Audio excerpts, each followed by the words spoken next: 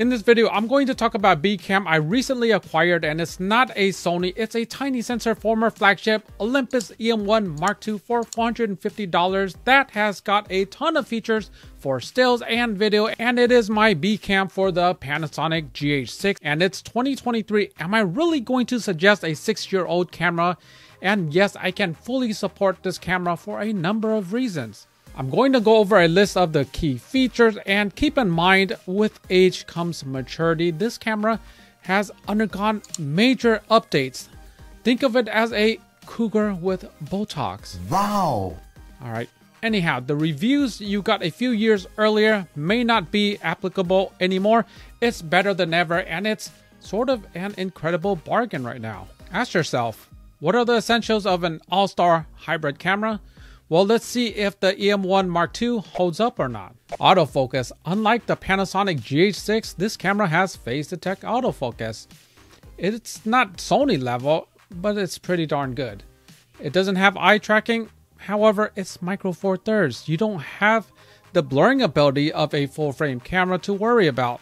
And face tracking works well in practice. IAF is borderline showboating for such deep depth of field. It does autofocus well in stills and videos. You shouldn't be concerned about this issue. Battery life. This camera is unique when you set it to video. It has a countdown of how many minutes of record time you have left.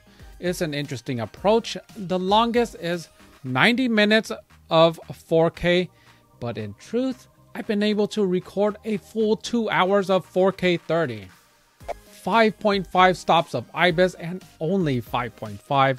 Well, micro four thirds is well known to underrate stabilization. The EM1 Mark II has phenomenal IBIS. Multi-second handheld photos is a real thing.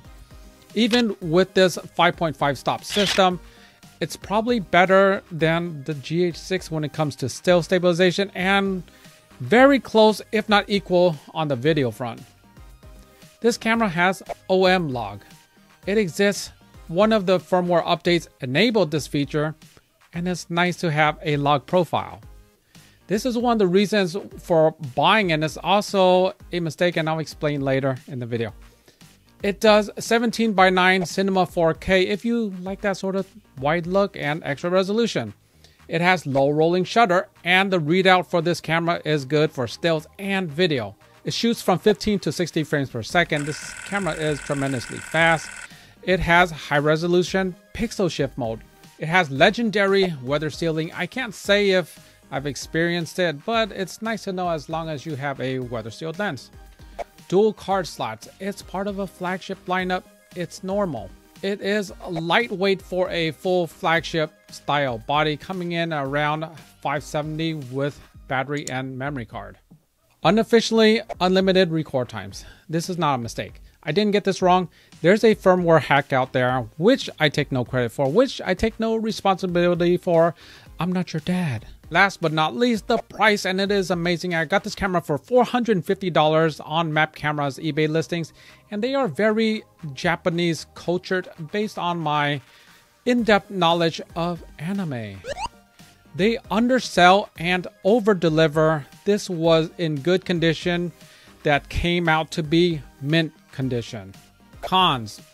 The menu system. It's hard to learn, especially if you're over 40 with deteriorating vision and memory. Bruh. In relation to the firmware, recording lockout. You can't switch to manual focus while recording video. Is quite annoying. Split files when recording. Every 15 minutes of recording or so, you get a new file. I never asked for that. Like a surprise pregnancy. It's bad enough that the sensor is micro.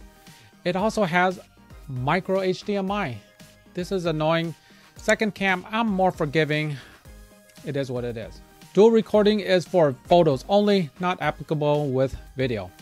OM log is impossible to grade. The official LUT is worse than a non-LUT mode.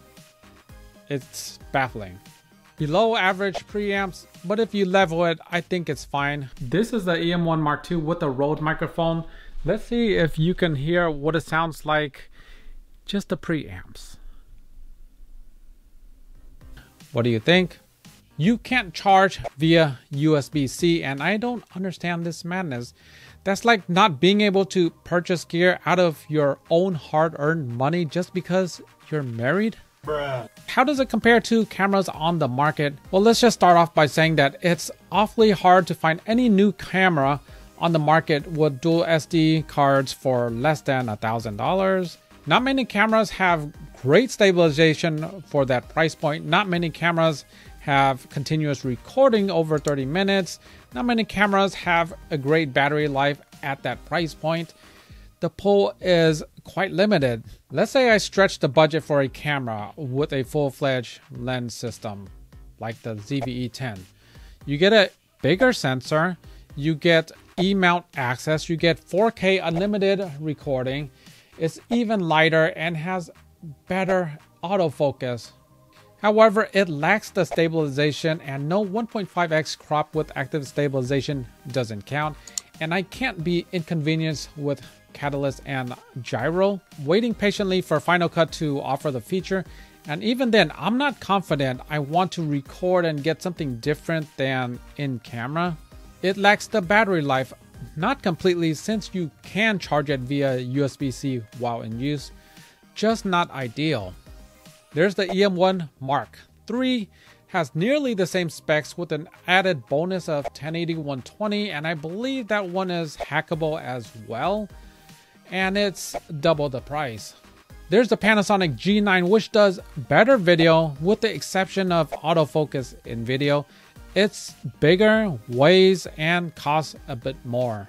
And I just want to reiterate, this is my B cam I'm choosing to go with for Micro Four Thirds for the time being. And I will get a B cam for full frame, as I have had for the past 10 years.